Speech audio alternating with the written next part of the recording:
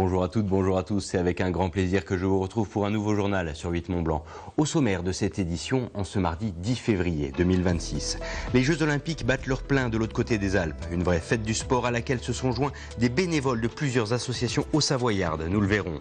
Puis direction la Savoie pour faire la rencontre d'un véritable athlète qui a su se hisser au sommet de sa discipline, le crossfit, et ce malgré son handicap. Les explications avec un reportage complet dans quelques instants.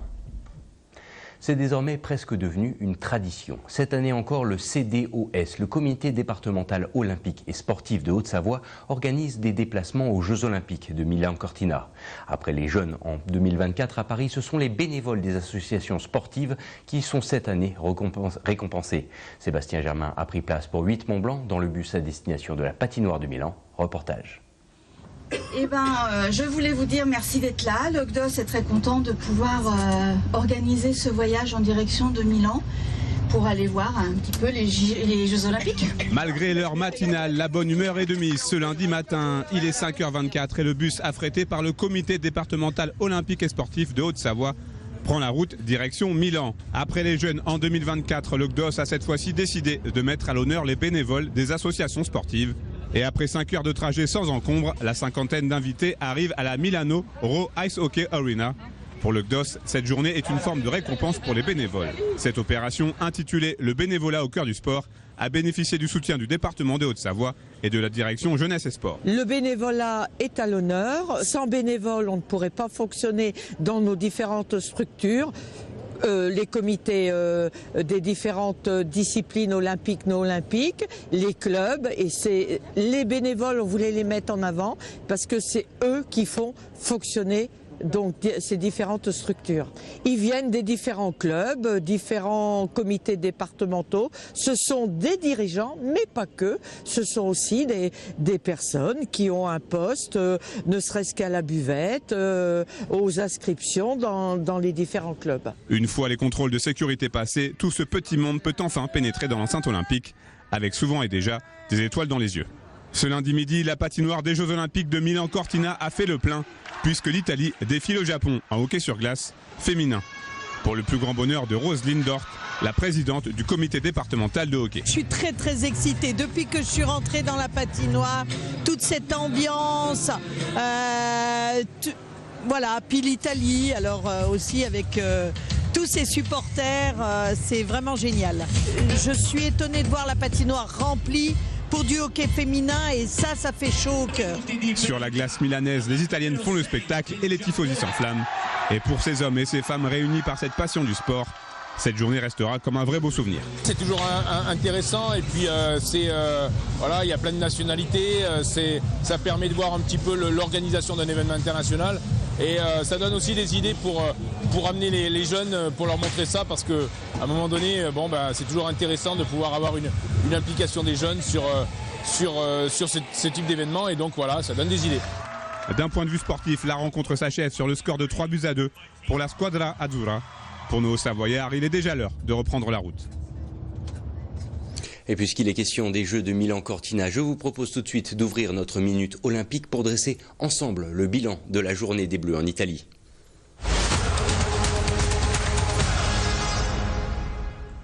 Et pour cela, qui de mieux placé que notre expert sport, monsieur Sébastien Germain est avec nous. Sébastien, on l'attendait en biathlon, la 3e médaille des Bleus est arrivée.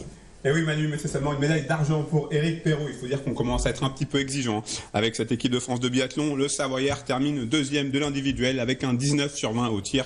Il doit s'incliner face au Norvégien Johan Olaf Botten, auteur lui d'un sans faute à la carabine. Éric Perrault remporte là sa première médaille en individuel. Certainement pas sa dernière. Sturla Legrid complète le podium. Ça a été plus compliqué en revanche pour les autres tricolores. Ah oui, Quentin Fillon-Maillet, champion olympique de la discipline en 2022 à Pékin, termine 8e mais avec le meilleur temps de ski sur les engagés. Fabien Claude est 17e et Émilien Jacquelin se classe à une très lointaine 55e place. Au-delà, pour ce qui est du ski de fond, c'est la déception sur l'épreuve de sprint classique. Oui, les 4 représentants français ont tous été éliminés en quart de finale.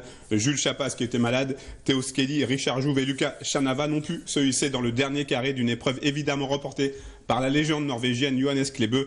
Pas de miracle non plus chez les femmes puisque Julie Pierrel et Melissa Gall, elles aussi, ont été éliminées en quart de finale. À noter sur cette discipline féminine un triplé suédois pour la victoire. Au-delà des Nordiques, nos sportifs tricolores n'ont quand même pas chopé ce mardi. En ski alpin, 8e place pour le duo Laura Gaucher-Marion Chevrier en combiné par équipe. Et en ski de boss, Perrine Lafont, championne olympique de la discipline en 2018, s'est facilement qualifiée pour la finale, tout comme sa compatriote Camille Chabrol. Y a-t-il de l'évolution sur le tableau des médailles? Avec cette 3e médaille donc remportée par la délégation française, la France est ce soir 9e d'un classement général largement dominé par la Norvège. On l'a vu aujourd'hui avec de nombreux titres.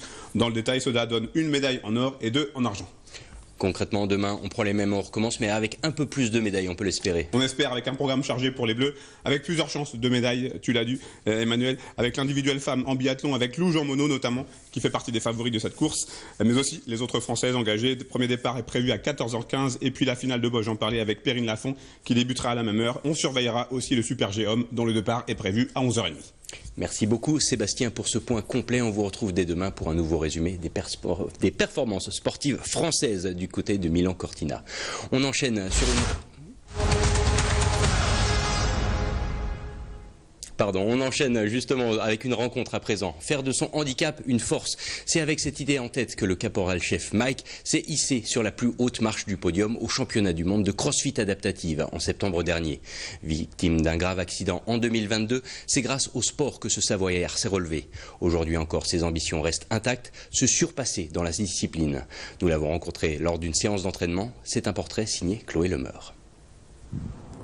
Ce matin, c'est à la salle de sport que Mike démarre sa journée. Engagé au 13e bataillon de chasseurs alpins, le caporal-chef s'y rend plusieurs fois par semaine pour s'entraîner au CrossFit adaptive. En gros, le CrossFit adaptive, ça va être le CrossFit standard, mais avec les mouvements adaptés. Donc pour moi, dans ma catégorie, du coup, je fais tout à un bras. Donc je vais faire tout ce qui va être haltéro, gym, cardio à un seul bras du coup. Donc par exemple les tractions à un bras, pompes à un bras, c'est une adaptation de mouvement. Une adaptation de ces mouvements, conséquence d'un grave accident de moto en 2022. Après plus d'1 an de rééducation et une greffe au bras gauche, le militaire a pu retrouver une mobilité, mais plus réduite. Le bras, il manque encore quelques mouvements, donc la rotation externe notamment aujourd'hui. Donc là je suis bloqué là, alors que normalement je devrais avoir toute cette amplitude là de mouvement. Et pareil en hauteur, je suis bloqué ici. Et sur les côtés, je suis bloqué à ce niveau-là. Je ne peux pas mettre la main dans le dos également. Donc voilà où j'en suis aujourd'hui en termes de mobilité. Mais pas question de sombrer pour le jeune homme. À peine remis, il se lance à fond dans le crossfit pour remonter la pente. Un seul objectif en tête, se surpasser dans la discipline. Au début, j'ai fait une compétition où il n'y avait pas de classement. Donc c'était pour jauger la température, voir un peu comment ça se passait du coup en compétition. Et ensuite, je me suis de plus en plus intéressé du coup aux Open pour les CrossFit Games. Et au fur et à mesure, avec les entraînements, je me suis dit que je pouvais y arriver. Ma dernière plus grosse compétition, du coup, c'est les CrossFit Games à Las Vegas, où j'ai fini premier. Et sinon, j'ai fait quelques compétitions en France où, pareil, j'ai fini premier en général. Un palmarès que le champion compte bien étoffer.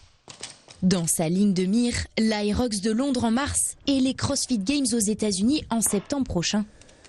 Et pour se préparer, le Savoyard mise sur un entraînement varié, entre cardio, gymnastique et haltérophilie. On va faire du snatch, donc c'est un exo assez complet, ça travaille un peu tout. Il faut être beaucoup plus gainé d'une part, et notamment sur le snatch, d'être assez mobile. Alors, en fait, on va compenser avec ce qui nous reste du coup, donc là il y a une grande part de mobilité aussi qui rentre en jeu. Moi je peux monter jusqu'à 57-58 kg. En moyenne, Mike s'entraîne plus de 20 heures chaque semaine. Une préparation intense, motivée par une seule ambition, celle de décrocher une nouvelle fois la médaille d'or.